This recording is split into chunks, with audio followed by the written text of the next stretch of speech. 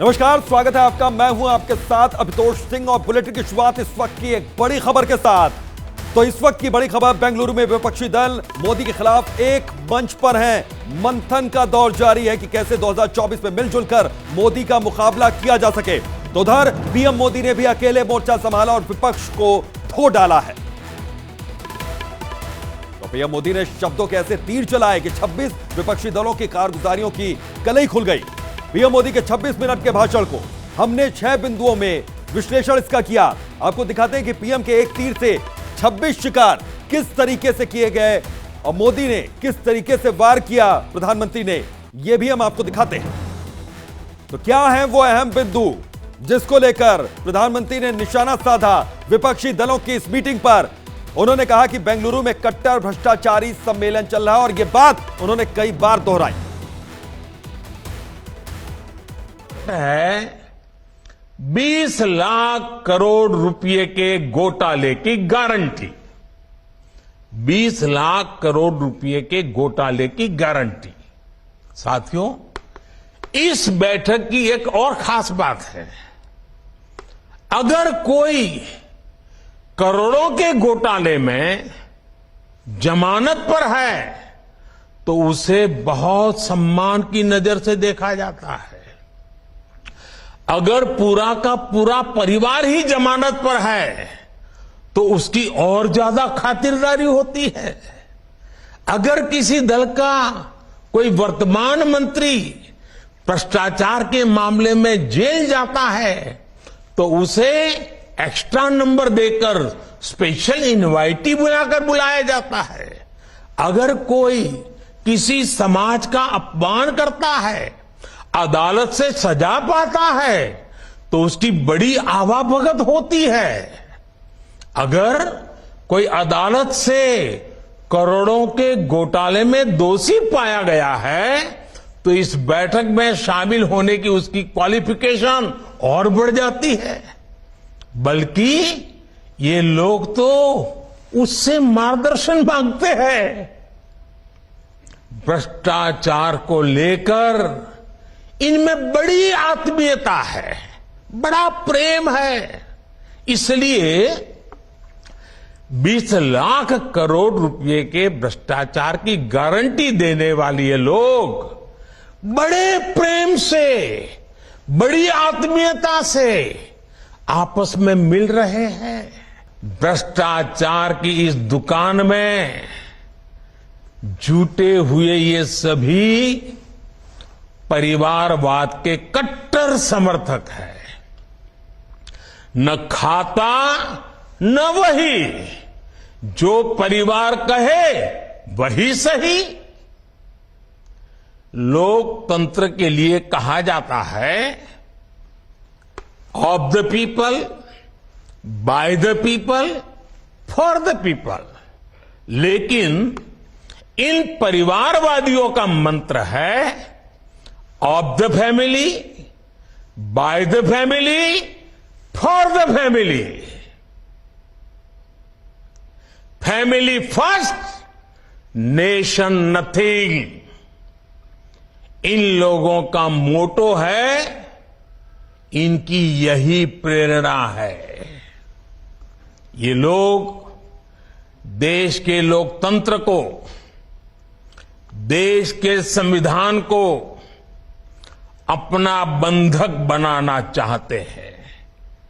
इनके लिए मैं यही कहना चाहूंगा, नफरत है, नफरत है, घोटाले हैं, नफरत है, घोटाले हैं, तुष्टीकरण है, मन काले हैं। नफरत है, घोटाले हैं, तुष्टीकरण है, मन काले हैं। परिवारवाद की आग के दशकों से देश हवाले हैं।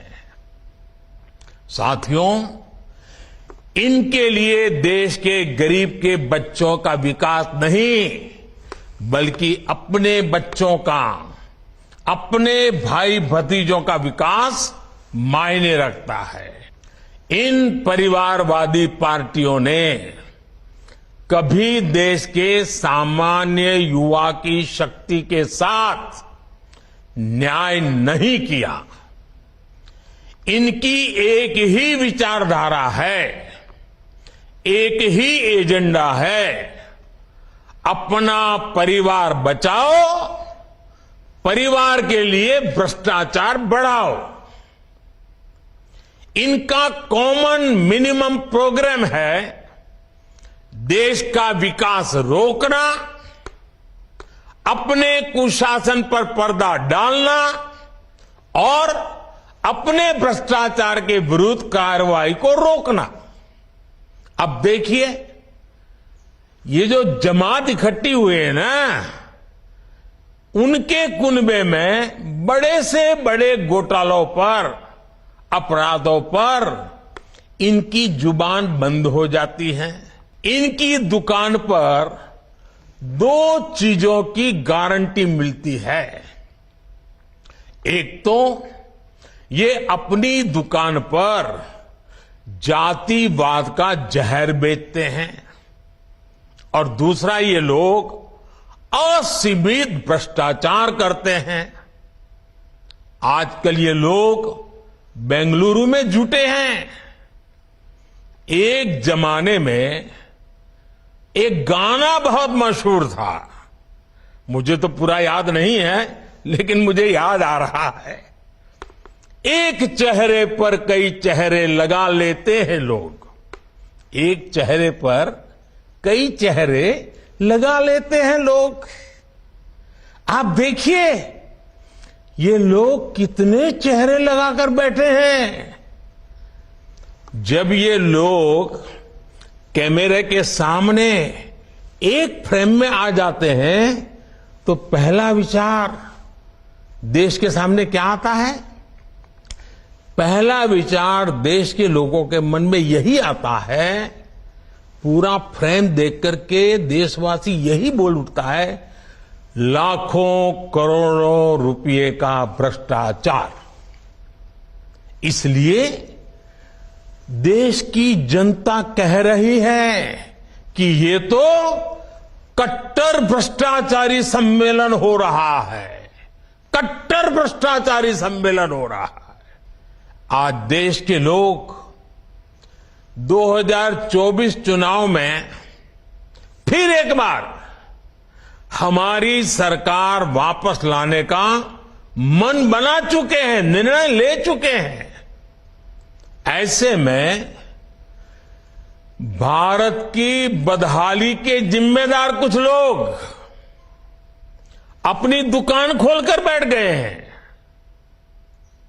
इन्हें देखकर मुझे एक कविता की कुछ पंक्तियां याद आती हैं। एक कवि महाशय ने अवधी में लिखा था, ये अवधी भाषा में लिखी गई कविता है।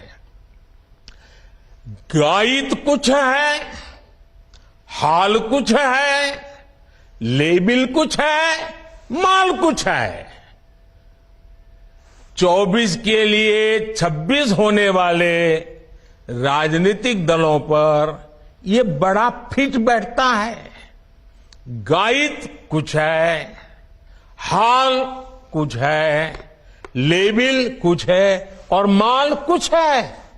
यानी गाना कोई और गाया जा रहा है, जबकि सच्चाई कुछ और है। लेबल किसी और का लगाया गया है, जबकि प्रोडक्ट कुछ और ही है। इनकी दुकान की यही सच्चाई है।